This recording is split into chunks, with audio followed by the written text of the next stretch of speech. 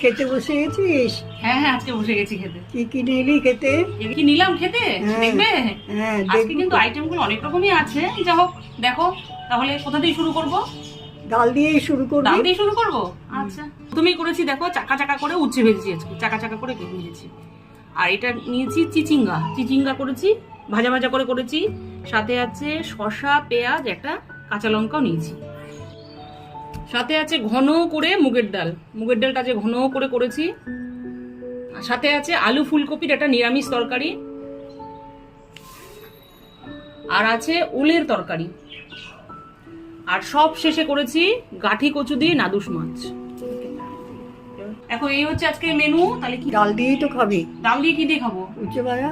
আচ্ছা, এই ডাল দিয়ে ভাত মাখলাম, একটা উচ্ছে ভাজা নিলাম। দারুন।